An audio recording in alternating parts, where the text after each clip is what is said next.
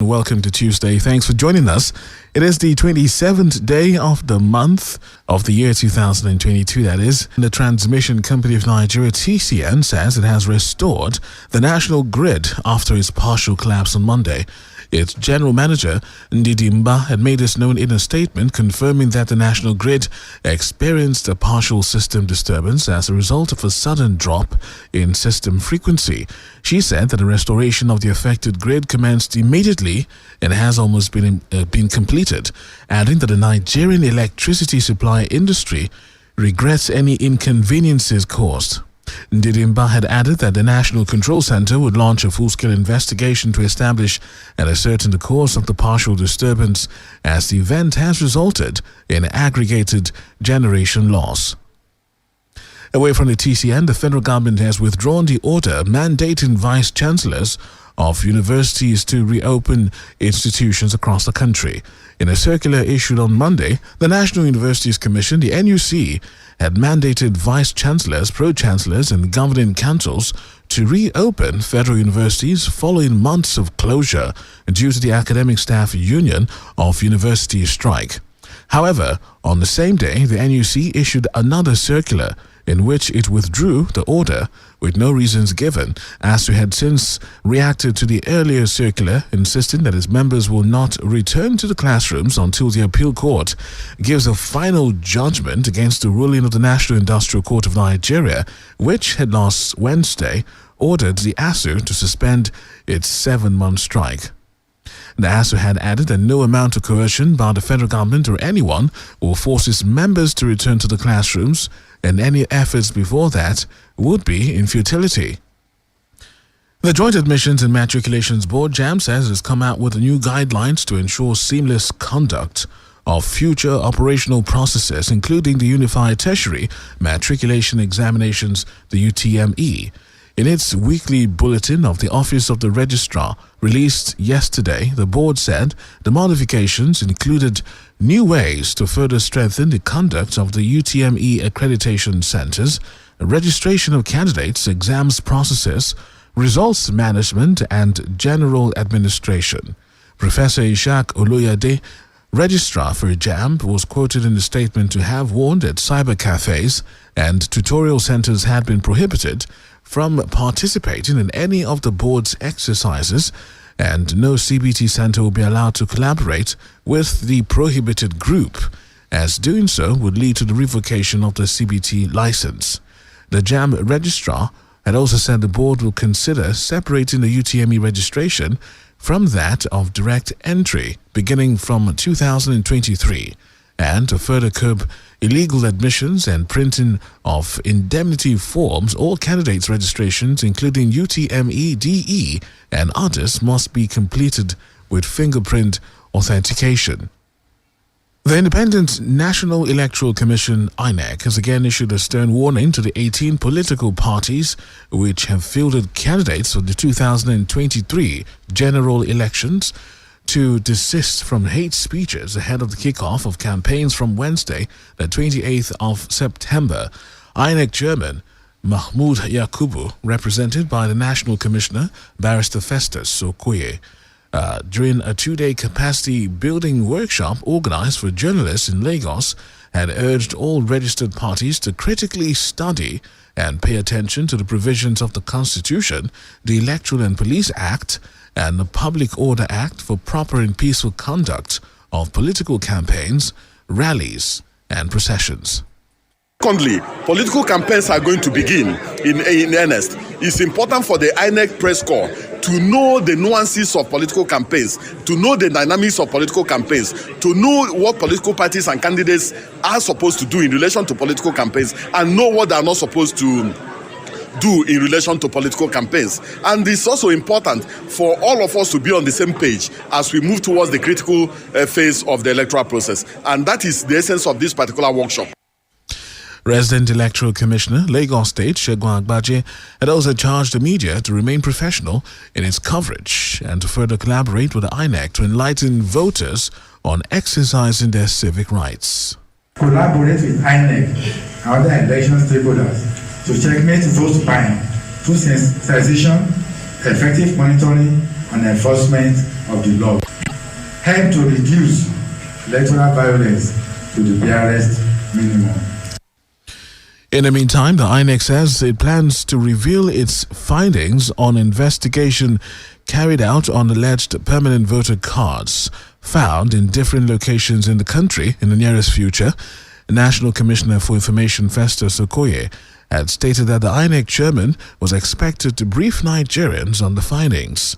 On the perception that incidence forms may still be used for next year's elections, Okoye said the usage of the forms in Nigeria's electoral process was dead and buried, while he also faulted allegations that some of the non-governmental organizations, NGOs, accredited as election observer groups were owned by INEC officials.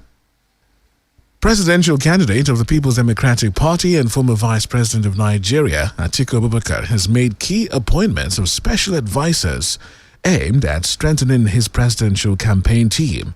The appointees are former Senate President Dr. Bukola Saraki as special envoy to the presidential candidate and Senator Pius Anyim as special advisor. Also appointed as special advisors to the candidate include former Governor of Kano State, Senator Ibrahim Shekarau, former Governor of Osun State, Prince Olagunsoye Oyinlola, and Senator Ehige Zamere. Former National Chairman of the PDP, Prince Uche Secondus, was also appointed as technical advisor to the presidential candidate. The Presidential Campaign Council of the ruling All Progressives Congress, APC, has defended its inclusion of the name of a PDP Senator, Chimaroke Namani, in its list of individuals tasked with the responsibility to ensure victory for the party's presidential candidate, Bola Ashwaju Ahmed Tinubu, at next year's polls. In a statement yesterday, the Council's Director of Media and Publicity, Bayo Onanuga, said Namani's name on the list was not a mistake, adding that the list was not in any way partial. Onanuga had restated that Chimaroke Namani, who's still away in the US, is a very close friend of Bola Ahmed Tinubu and is on the list in his own right as a supporter of the ruling party's presidential candidate. The Military Pensions Board says it's yet to fix a date for verification of military pensioners, urging them to disregard the publication which said the exercise will commence on the 26th of November. The Public Relations Officer of the board, Flight Lieutenant Abdullahi Gambo, who said this in a statement released on Monday, described the information as fake, adding that it did not emanate from the board. He, however, clarified that the purported story was lifted from the website of a popular newspaper which was published in 2017 during the preparation for the 2017 verification exercise. Gambo advised that all military pensioners should always rely on established official means of communication provided by the board to source their information and call the board on the numbers 0908 744 7782 or 0908 799 4694 or send an email to info@mpb.ng to confirm any issue which concerns them. You're listening to the World News. In Lagos, the State Emergency Management Agency, LASEMA, has brought down 3 buildings around the building which collapsed in number 2 Oyeshunuga Street, Palm Avenue in Mushi. LASEMA's permanent secretary, Dr. Femi Oke Osoyitolu, who supervised the controlled demolition of the buildings, said they failed integrity tests conducted by the Building Control Agency and had to be brought down to avert any danger. They are unstable buildings, and these unstable buildings, we have to make it stable. And you can see that we are moving from one building to another to make everything stable by bringing all of them to ground zero. Dr. Oke Osoyitolu said 4 bodies recovered from the self-collapsed structure had been deposited at the mortuary, while 2 of those rescued and receiving treatment at the hospital had since been discharged. He appealed to Lagos residents to always obey the rules and regulations guiding building construction. Straight to the foreign scene now, South Africa's President Cyril Ramaphosa says power cuts being experienced in the country will not end anytime soon, but things are changing. In his weekly newsletter, the South African president said progress is being made in the implementation of the additional actions announced in July. South Africa is enduring acute emergency shortages, with its state energy provider Eskom suffering from a lack of investment amid allegations of corruption. A new monogram for the new King of England has been revealed ahead of the official period of royal mourning for the death of his mother, Queen Elizabeth II, coming to an end. King Charles's cipher will appear on government buildings, state documents, and on some post boxes in the coming months and years. The cipher, selected by the monarch from a series of designs prepared by the College of Arms, features the king's initial C intertwined with the letter R for Rex, Latin for king, with 3 denoting Charles III, with a crown above the letters. A Scottish version also features the Scottish crown and was approved by Lord Leon, King of Arms. On the same day, Royal Mail announced 4 stamps which feature portraits of the late Queen Elizabeth to be released in her memory. The stamps, the first set to be approved by the King, will go on general sale from the 10th of November and will feature images of the late monarch through the years. On the business scene this Tuesday morning, the Independent Corrupt Practices and Other Related Offences Commission, the ICPC, has inaugurated a 14-man asset disposal committee to manage assets forfeited to the federal government.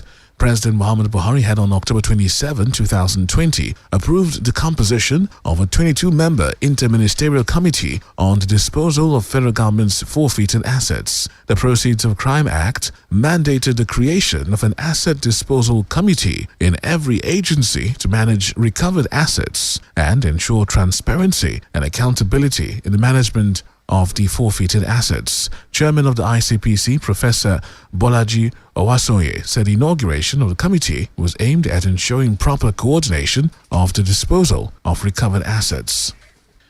The Nigerian Exchange Limited, the NGX, was upbeat by 0.33% on Monday as market capitalization increased by 87 billion naira to close at 26.532 trillion naira. Also, the all-share index increased by 162.70 basis points to close at 49,189.32. Renewed investors' interest in BUA Cement, Guarantee Trust Holding Company, and Zenith Bank were the primary drivers of the overall strong performance of the market. Consequently, the year-to-date return rose to 15.22%. The market breadth closed negative as 12 stocks advanced and 17 stocks declined. Transactions in shares of Courtville Business Solutions topped the activity chart with 24.36 million shares valued at 10.96 million naira. And lastly, sport. The Super Eagles Nigeria are in Oran ahead of the international friendly against the Desert Foxes of Algeria later on today. 22 players and technical crew members made a trip to the coastal city from Constantine and had their final training session before the game at the Stade Olympique Oran later on this evening. Nigeria were held to a 2-2 draw by Algeria's home base side at the Mohammed Hamlaoui Stadium last week Friday. And in boxing, Tyson Fury says his proposed heavyweight showdown with Anthony Joshua is off after a deadline set by Fury's camp expired without a deal yesterday. Fury set Joshua an ultimatum on Friday night, insisting if the deal could not be done in time, then he would walk away from the blockbuster all-British bout. Speaking on Instagram yesterday evening, the WBC champion confirmed no contract has been signed. Joshua's promoter Eddie Hearn had already said there was no chance of contracts being signed by Monday. And that's the news as put together by Emmanuel Amolo. I'm Victor.